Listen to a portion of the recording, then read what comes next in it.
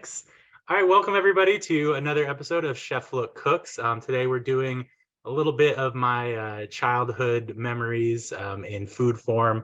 I ate this dish multiple times, learned from an old family friend, and sort of passed down through the ages. It is jag rice or Jagacida.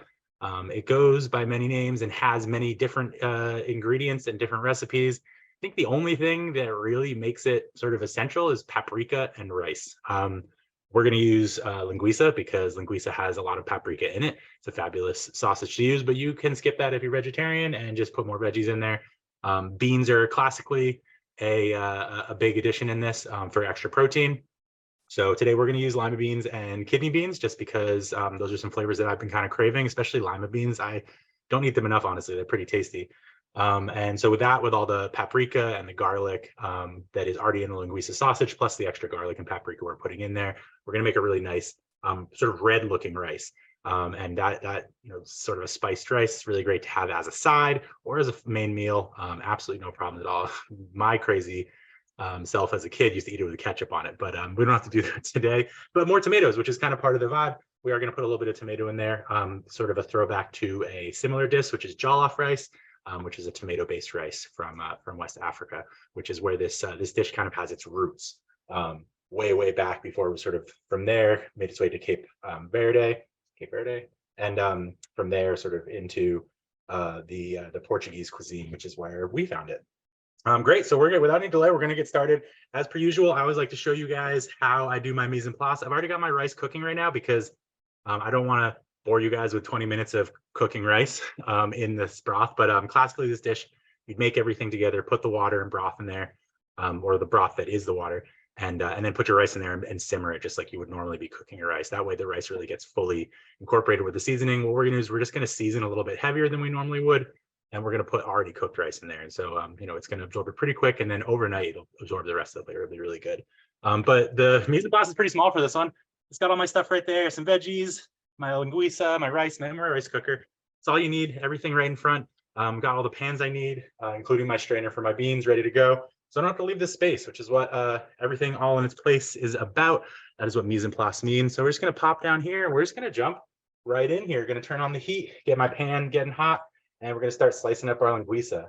Linguica is just a fabulous sausage. If you've never eaten it before, I highly suggest going to the grocery store, buy yourself a pack. They actually do little hot dog ones now that you can make hot dogs out of, and that's really fabulous.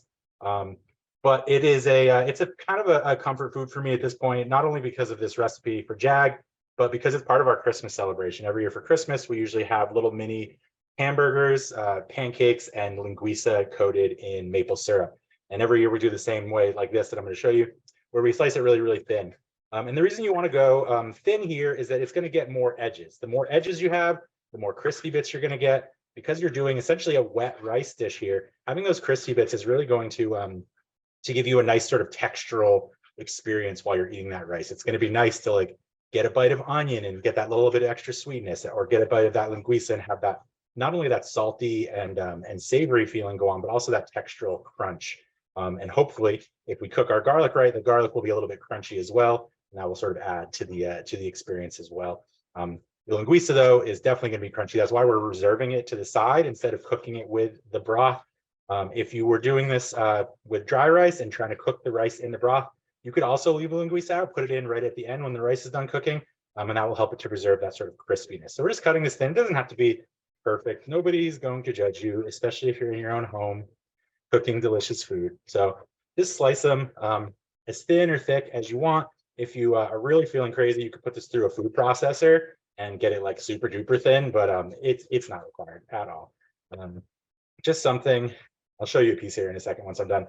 Just something pretty thick or pretty thin, so that it's got lots and lots of edges, and also a lot more pieces, which is going to help with this sort of distribution in the dish. This is really a nice dish to do en masse and do a really big batch and feed a whole family, hence why we had it a lot as kids.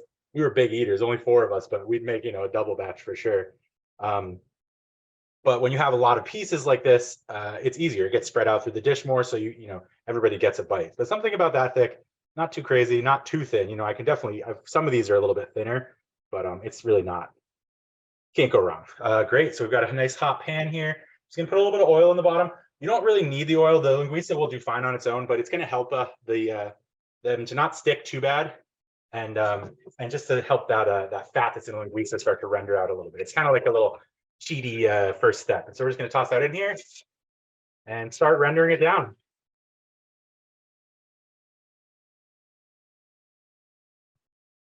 So classically, you'd render at like a low, medium, high heat, but as per usual, we are working with my stove. So I'm going to be over here turning my stove on, turning my stove off, and letting this render down. It already just, as soon as that linguiça got hot, it smells really good. So one of the things that's really nice about linguiça is just an incredibly well-seasoned sausage.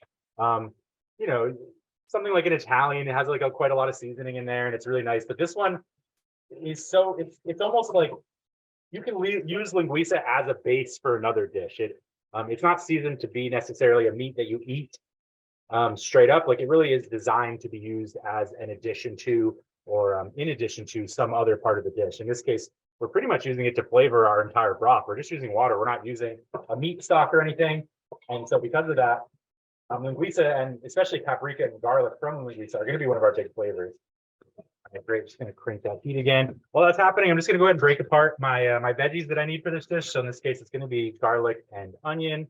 And I'm going to use a whole bulb of garlic because I don't know how to control myself when it comes to garlic. And so that's just what we're going to do. This is a pretty interesting variety. I haven't actually seen this one. I can't tell if it's elephant garlic or not. Usually pink garlic like this is a little bit spicier. It's got a little bit more, a little bit less like pungent garlic flavor and more of that sort of like astringent spice to it. But if it's elephant garlic, I don't think it's that big. I think it's just a nice big variety. But there are some forms of garlic, specifically elephant garlic, that isn't even technically garlic anymore. It just is formed very similar. The whole concept of this sort of multi-clove bulb is something you see a lot of time in bulbing plants, things like lilies and stuff. So it's not sort of unique to garlic. And so there's some other plants that form bulbs that are very similar but don't taste quite as good, which is why elephant garlic, while beautiful and big and kind of unique, doesn't actually taste that much like garlic. It's kind of just like a little offshoot of the original. Please do fact check me on that though, because I think I just heard that from somebody. I don't think I ever fact checked that myself, but I'm pretty sure elephant garlic is an entirely different beast. Still tasty though, don't get me wrong. Just don't go eating lilies. I promise you they are not any good. Not the tubers really, at least. So again, we're doing a whole bowl because this dish is really all about going overboard with the seasoning. We want to have a lot of really intense packed flavors, and then we're going to basically just put unseasoned rice in there. Or if you're cooking the rice in the dish, just a whole bunch of water. And so really go to town, add lots of layers. If you got anything that you particularly like, I'm not really putting many herbs in here. I'm just going to stick with the paprika and the garlic for my main flavors. But this is definitely a great dish. You could put some thyme in or basil, especially now that we're getting into sort of summer season. Up the amount of tomatoes in there. Maybe put some fresh tomatoes in there if you wanted to. One of the really great parts about this dish, just as like a design, is that it is meant to be a dish that you make with things that are in your fridge or in your pantry or whatever. You just what you've got laying around. Pick a protein, pick a vegetable. Onions, garlic, and paprika are probably like essential part of it, but none of them are necessarily required. You can even skip the paprika if you wanted to. At that point, you're getting more into like peel-off territory potentially. But the idea is grab some stuff that's in the fridge that you want to get rid of, cut it up, small, so it's sort of about rice size, and then mix it with some really tasty sausage and call it a day. So I'm just going to chop this garlic up. Pretty small. I definitely want kind of a mince here. A lot of times I like really big chunks of garlic, but for this dish, especially because we're mixing it with rice and because garlic is one of our seasonings, not one of our vegetables, I do often treat garlic like a vegetable and put whole bunches in there. Because we're using it as a seasoning, we want it to kind of disappear into the dish. And so we do want to cut it nice and small. That's also going to help us by increasing the surface area. Because there's going to be more pieces, and then that means we're going to get more crispy bits, which is kind of what we're going for with the garlic. We want it to be nice and brown on the outside, nice and crispy, and add a lot of really good flavor to our dish.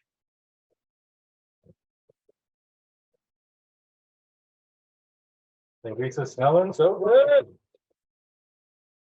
And really don't be afraid to take your time on rendering this linguica down. It's going to go a little bit faster for you guys all right now just because my temperature is less controlled. But at a lower temperature, you can spend up to 10, 15 minutes on this if you want to. The longer you take, the more fat's going to cook out, the more flavor is going to cook out, the more crispy bits you're going to get on the edge, which is really going to lend to the nice sort of textural experience later, as well as just making the broth a lot more flavorful because there's going to be more linguica in it.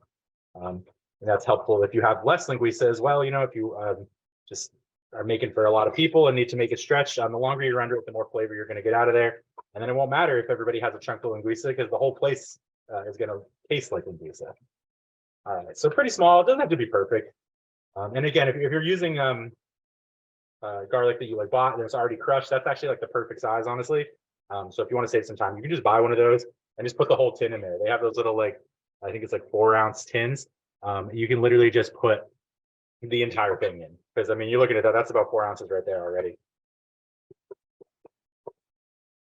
Okay, this is looking pretty good.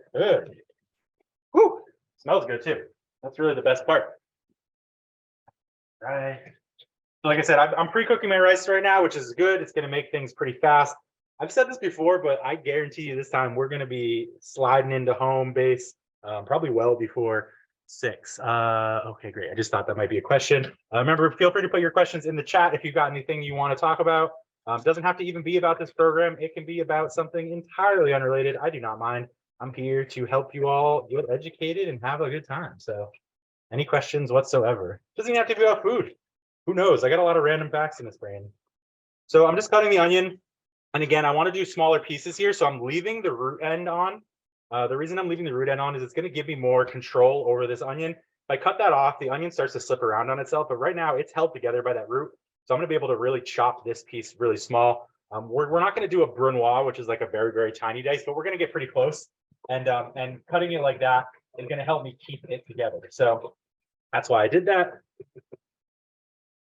Lisa is very good. All right, let's peel this off here. And we'll get our onions cut up as well. This linguica is almost done for me over here. Might just take it out in just a second. And so I'm using a big pasta pot for this, but you can use a large, shallow frying pan. That's what my mom used to make it in, a big 12 or 16 incher. Basically the biggest one you've got, but you want something that's got a little bit of a lip on it because we are going to be mixing rice in there eventually and quite a lot of vegetables. So you want to have plenty of space in there for doing the mixing without getting everything dirty. All right. We're going to let this hang out for a little bit longer and then we're good to go. So for onions, for a brunoise, what you want to do is you want to cut into the onion like this and then down on the onion like that. And that's going to make essentially a whole bunch of little tiny sticks. And then while they'll all still be attached to this root, we're going to dice this way and make a little tiny cubes. And so that's what I'm going to do right now. You don't want to cut all the way through. I'll show you guys when I'm done with this cut. Just make sure you keep your hands out of the way. So I've got these little sort of planks right now. And then from that, we're going to go straight down from the top.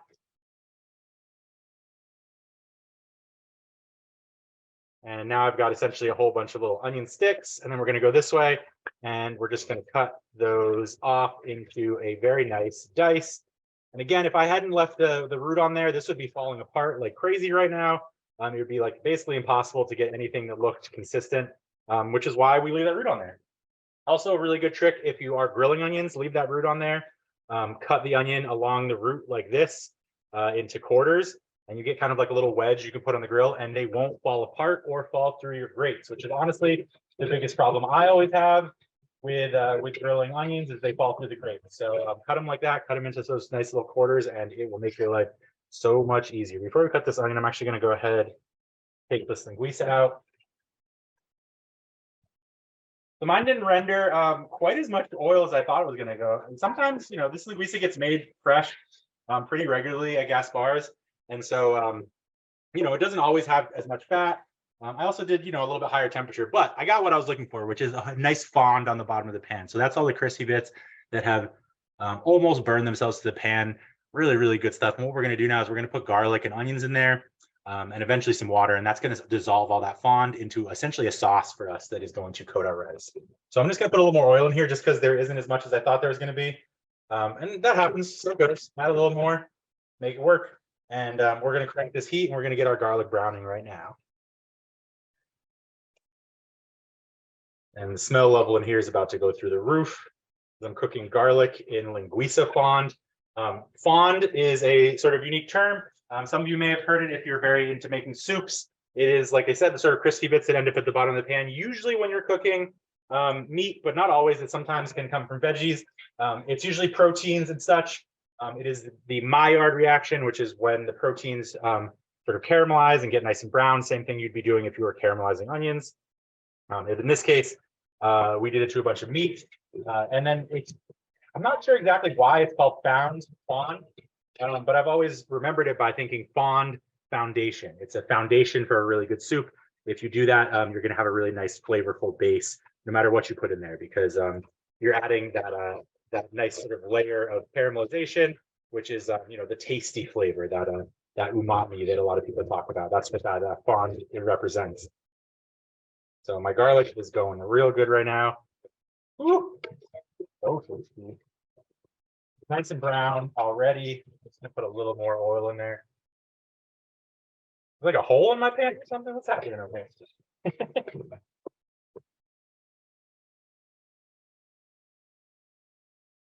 There we go. Woo! That garlic is aggressive. It's yelling at me from the pan, saying, "Please eat me."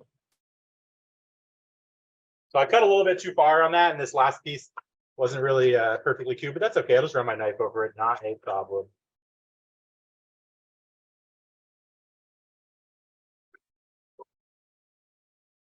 Garlic's getting nice and crispy on the edges, which is what I'm talking about. And I'm scraping the bottom of the pan just a little bit right now, just to start getting that fond off. But garlic doesn't have a lot of water in it, so it probably won't dissolve. The fond is mainly sugars. It's caramelized protein and sugar, and so it's going to dissolve in water. Sugar really loves dissolving in water, so once you get the water hot, it's going to dissolve pretty quick. Let's see. I got what type of knife we're using for the garlic and onion chopping. Awesome. I'm using a Zwilling JA Henkel's. Is a really cheap knife. My dad actually got me for this in a set with a whole bunch of other really nice knives. And honestly, I started using this because it's really light. It's like incredibly light. The handle's hollow. The blade is really light steel, super thin. So it keeps its edge really well because even if it's dull, it's still sharp because it's so thin. So I've really been liking that. Awesome. Garlic is looking good. Let's go get these onions in there. But honestly, you can't go wrong with any knife. You just got to keep them a little bit sharp, take care of them, and you'll be in good shape. Oh yeah! All right, I'm just gonna take that off the heat a little bit and let that onion start to cook with the residuals. Start to dissolve that fond on the bottom. Great, we are making good time. I'm gonna get my lima beans open here so they're ready to go in. Get my kidney beans cracked.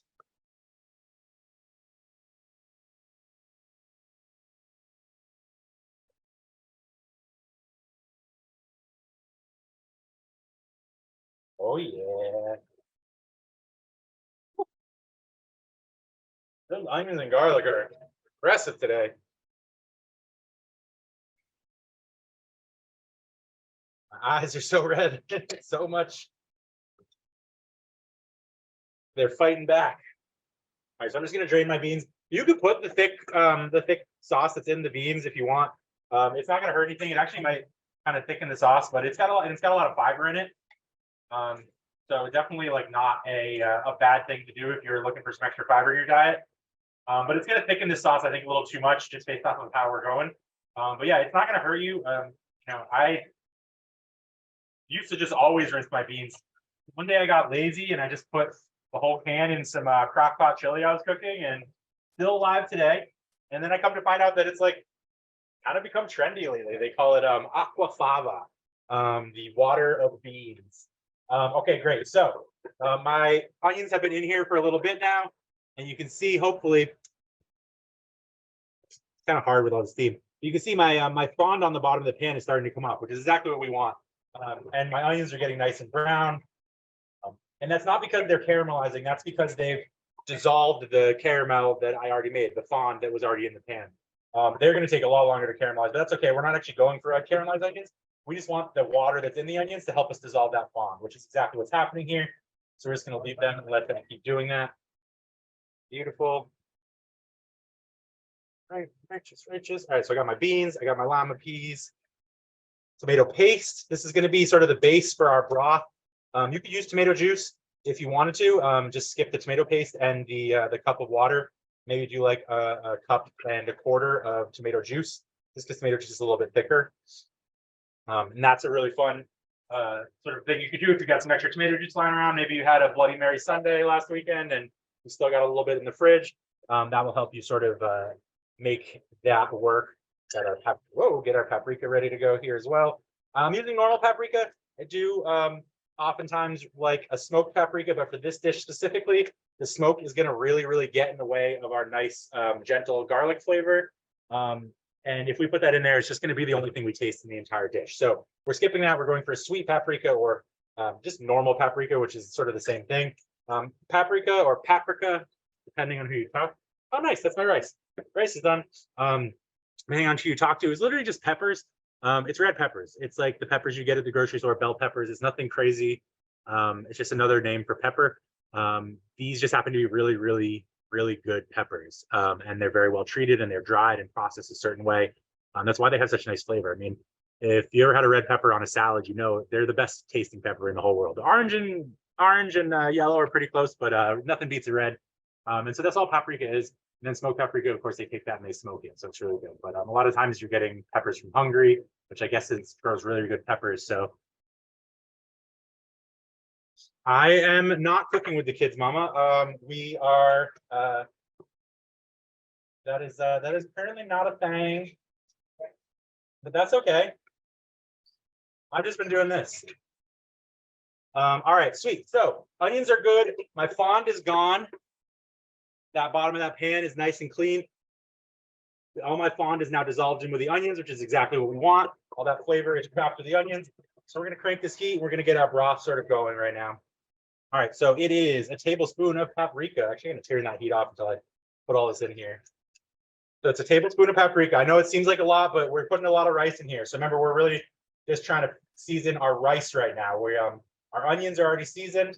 Our linguica is definitely already seasoned. It came really not well seasoned. So what we're doing now is we're seasoning our rice because our rice is just cooked with our bay leaves right now, and so we're trying to add another layer of flavor that it will eventually absorb. And so, tablespoon of paprika. You need 2 tablespoons of tomato paste. I love tomato paste. So there's a lot of different ways to thicken sauces. If you've ever done like a bechamel, which is a white sauce, you've probably used a roux, which is butter and flour. There is a slurry, which is cornstarch or potato starch, or pretty much any starch and water. And then you've got tomato paste, which is our classic way of thickening a tomato-based sauce. It's just tomatoes, but it's cooked down. So there's pretty much nothing left in it, but it's pectin. And so this works as a very good thickener for a more savory dish. Whereas, a slurry might be really good for a creamy dish. And a roux also great for a creamy dish, but also can be used in something that's very brothy, like a gumbo, for instance. Classically, that's where you would use like a brown roux or really deep, caramelized roux. But tomato paste is a thickening agent, which is what we want here. We want to have a sauce that's going to stick to our rice, not just be like a soup. We're not making soup, we're making Jagacida. So this is something that is not in the original recipe that my mom used to make. This is something that kind of, again, harkens back to jollof rice, which is a sort of where this dish sort of originated. The idea of a spiced rice is not unique necessarily, but especially with the sort of West African influence we have here, it's hard to sort of ignore that jollof rice is probably a pretty big influencer here. Great, so I have tomato paste in there, I have paprika in there. I just need a cup of water. I'm going to crank the heat up now so we can get that dissolved.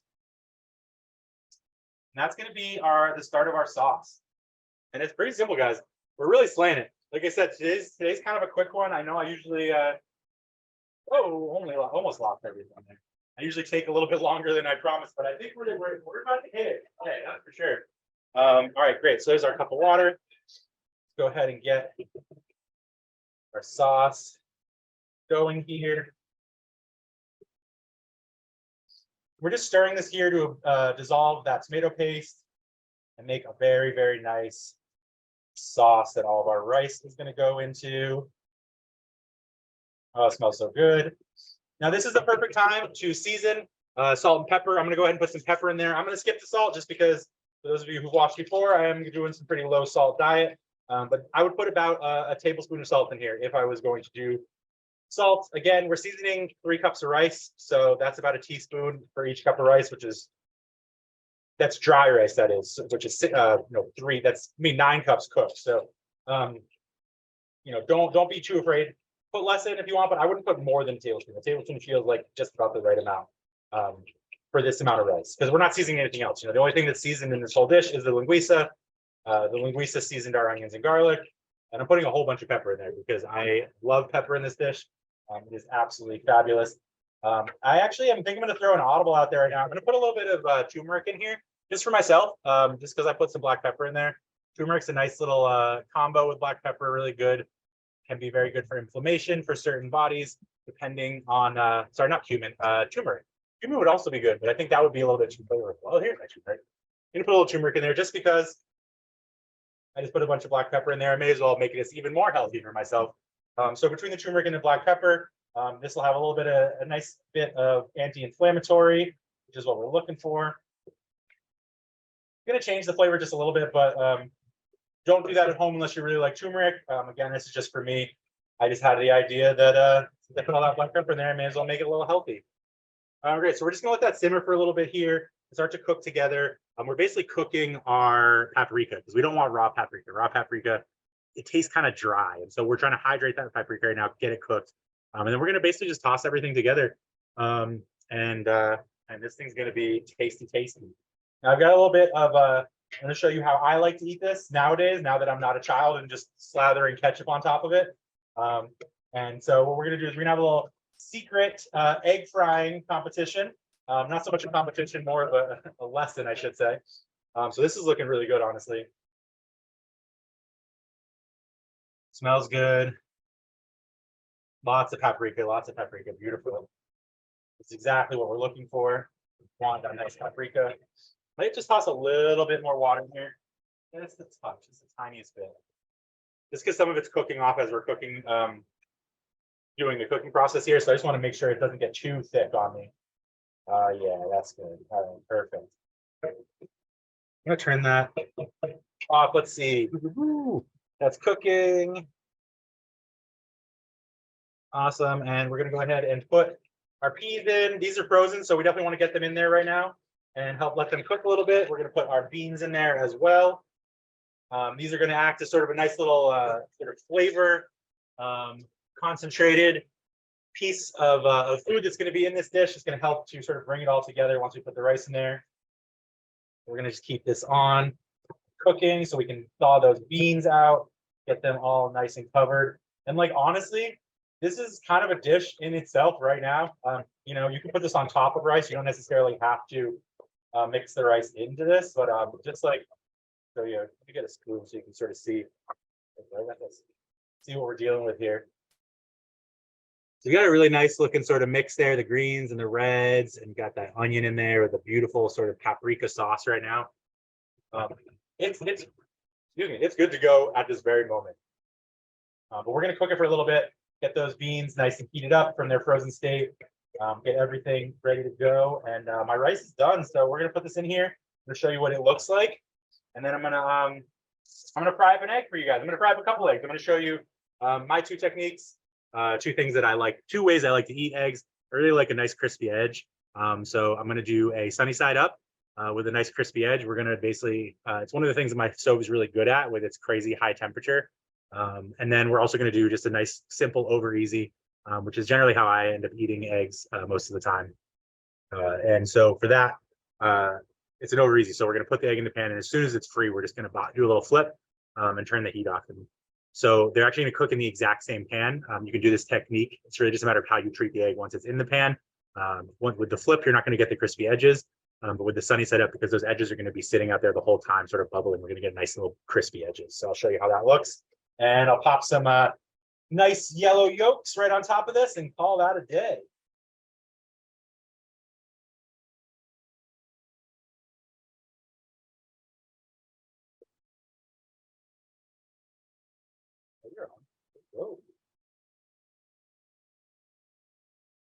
Oh man, this looks so good.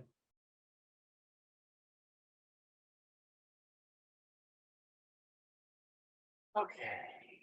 So I'm also gonna do a little bit of a tomato garnish just because I got some beautiful tomatoes today with my CSA. So we're just gonna come in here. This is a little trick that I learned that I didn't realize everybody knew, didn't know. So this knife is pretty sharp, but it's not super sharp that it's like cutting through this tomato without any ease. So a really fun trick you can do to sort of help yourself slice some tomatoes, use the tip of the knife to cut a little gash in the tomato where you want your slices to be. I'll show you what this looks like in a second once I'm done here. What you're doing is you're breaking the surface tension of this tomato. So you've got all these little holes in the tomato. And now all I have to do, I don't even need a really sharp knife. This is a pretty sharp knife, is I just put the knife right in that hole and it slices through the whole tomato much easier. One of the problems with tomatoes is getting that first cut through the skin. And sometimes, you have to push a little bit and saw back and forth. And you do that, you crush the inside of the tomato, kind of ruins the whole experience. But with this nice little sort of tip technique, you can do it with like a paring knife, basically. It doesn't have to be something super sharp. You get really nice, consistent slices, even with a dull knife. And this knife is pretty sharp, but a little tip technique. Definitely do that if you have knives that you don't want to get rid of. Maybe not the most sharp in the world, but still pretty good. So that smells great, looks great. I'm going to put the linguica back in now, real quick, and then we're going to mix that up, put the rice in, and that's going to be it for the jag. And we'll move on to our lovely fried egg. I've got chickens here at the house. They're absolutely beautiful beasts. I love them so very much with all of my heart. And they make so many eggs, more than I can actually possibly eat. All right, so I'm just going to show you this before we put the rice in, and then I'll show you it after we put the rice in. So it's a pretty nice looking dish right now already. It's just linguica and beans and really nice flavorful sauce. And again, this is very, very, very seasoned. We over season this on purpose because we are going to be putting rice in here right now. And we're going to do that right now. No more delay. Ooh, that rice looks good. All right, so I got my rice straight from my rice cooker. You can see I've got my little bay leaves right on top that I cooked in the rice. That's going to add a nice little bit of flavor. That's going to help sort of incorporate it with this. Bay in general, it's just it's just tasty. Like when somebody asked me to describe what bay tastes like, I would just say it tastes good. It's kind of like thyme. It just is one of those flavors that like you can never go wrong with, especially with dishes like this that you want to sort of have a nice sort of like slow cooked feel to. All right, so bay leaf in there. I used a medium grain rice. Medium grain rice is classically something that I know from my time in New Orleans. It's the rice that you'd use for jambalaya or red beans and rice. It's a perfect mix between like a long grain, which is very starchy, and a short grain, which is very sugary. And I personally think it's one of my favorite rices to eat for anything. It holds its form very well without being like too long. It also just in general, I think it tastes better. So I got, whoa, whoopsies, just dropped my whole pot of rice in there. That's okay. That's what a dishwasher's for. Let's try that again.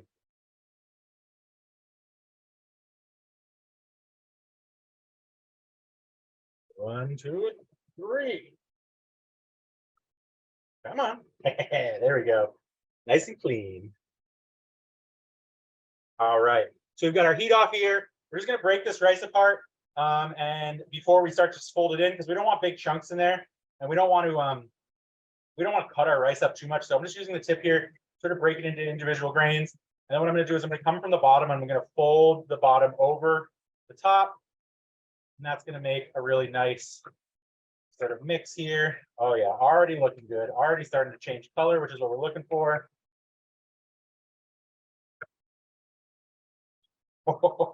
I'm excited, guys. I'm like really excited.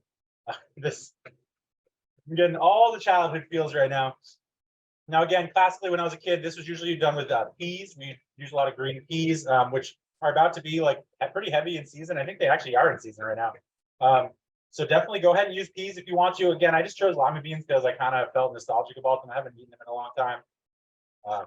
And I just like their color. I think they're really bright and green and sort of nice to look at. And also because of the method I'm doing right here, where I'm sort of folding it in like this, I didn't want the green peas to just get all sort of smushed. So I want to do something that had a little bit more body. This is looking good. And everything looks good. The proportions look good. My rice is mixed in here. The color is sort of spreading through it nice and evenly. It's not getting too light. If the color gets really, really light, you probably didn't put enough paprika or seasoning in. I don't have any like white spots that like aren't getting coated. And the texture is really nice. It's sort of sticking together, which is what you want. You want to be able to, sort of serve this as like a nice sort of dollop on a plate. It works really good too. This recipe particularly works really good as like a sort of leftover rice dish. You can sort of ball up the rice with the meat right in it and just fry it in a pan. It's so good, a little croquette of rice. But let me just show you what we're working with right here. So that's our jag rice in the pan. Nice sort of brown color from that that fond and that paprika. We're just gonna check our seasoning here. Make sure everything is good. Make sure you get a piece of linguica because that is really a big part of the seasoning is the linguica. We're just gonna give this a little try. Cheers.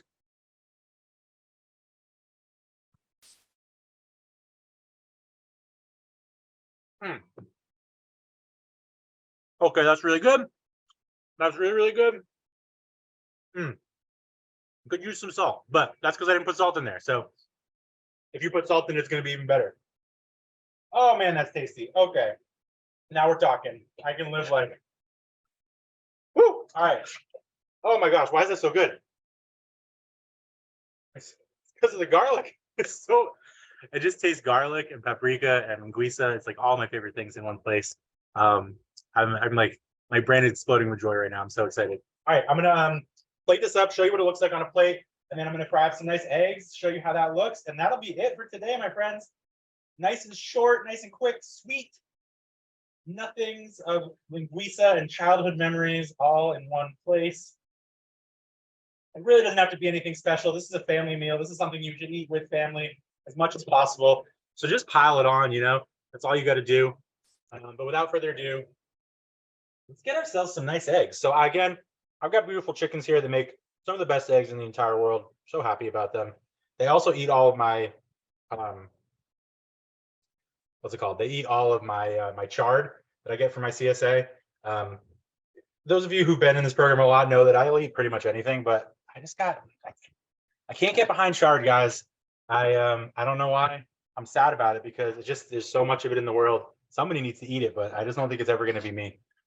So if you guys like chard, please put in the comments what your favorite recipes are. But I just got to say, I tried. I keep trying. I will definitely eat chard. Like we're talking, like if I'm hungry and I need food, I'll eat chard. But it's never my first go-to. I'd rather spinach. I'd rather kale, especially kale. All right. So first things first, I'm using a cast iron, but I'm still going to put oil in the pan. I probably put too much oil in the pan, but that'll be fine. And the main reason I'm doing that is just because I want those crispy edges. So if you have the oil, you're going to fry it. Most of this oil is going to stay in the pan and season this pan.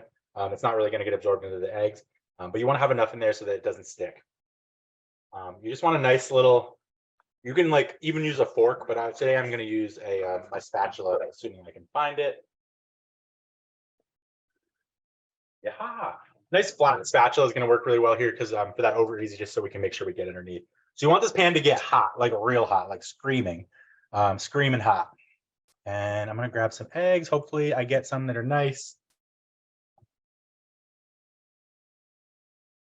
If you have the opportunity, always crack your eggs into a container before, especially eggs like this. Yep, and that's exactly why you do it. I got an egg that was not good.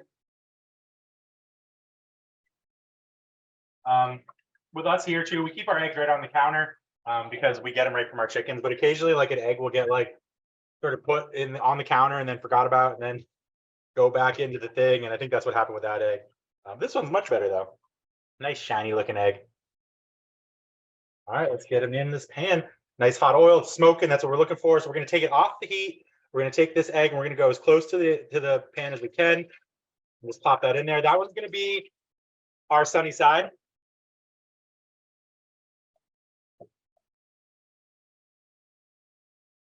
And this one's going to be our over easy. again, right in the pan. We're just gonna pop that over here. And we're just gonna let that go on high heat.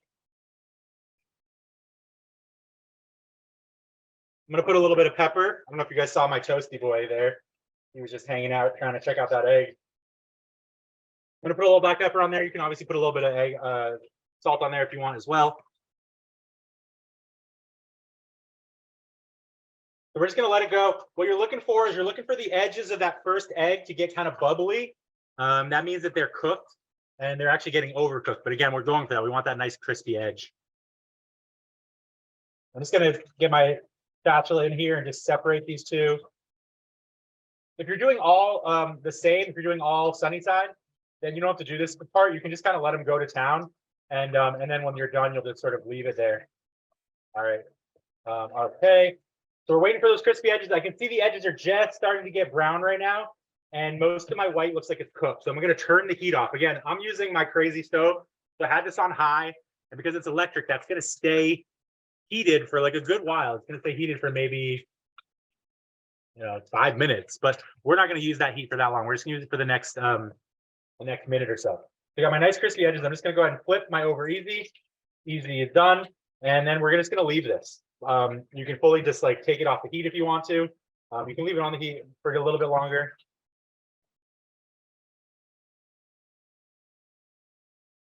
And that's it. That's frying an egg. I know it's like pretty simple, but that's my technique, tried and true.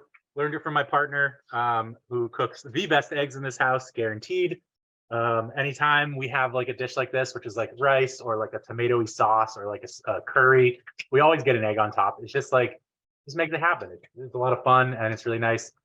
So again, I'm just letting those go for another minute just so those edges get really crispy. I don't want the yolk to get fully cooked though. I want that to be liquid so that I could pop it over this rice and mix it into the rice.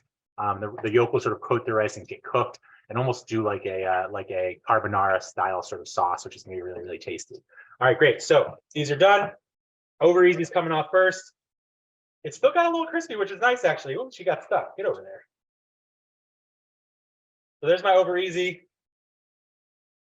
Just gonna pop that over the top with that nice little bursty part right there. So we can just pop that, get all that yolk right into the egg. That's perfect. Then we got our sunny side right here. As you can see, just beautiful, beautiful. Hopefully you can see beautiful crispy edges on that. It's exactly what I want in an egg every single time. And it's that easy. You just get the pan incredibly hot, put your egg in there, and then turn the heat off basically. And sort of let the residual heat do its job, and you end up with some beautiful looking eggs on top of a nice bit of jag rice. Take a couple slices of tomato right along the edge here, and that's your meal, guys. That's some jag rice with eggs. Can't go wrong. Gonna fill you up, keep you going throughout the whole day if that's a lunch for you, and for dinner, it's gonna put you right to bed.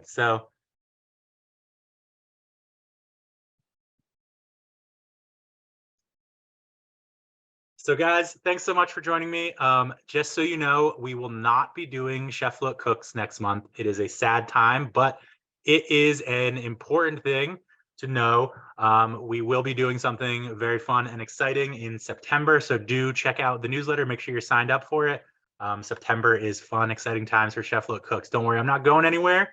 I'm just taking a little break as we reorganize and figure out what's going to happen in September. So be excited for September. I hope to see you guys around, especially those of you who will be around in person in September.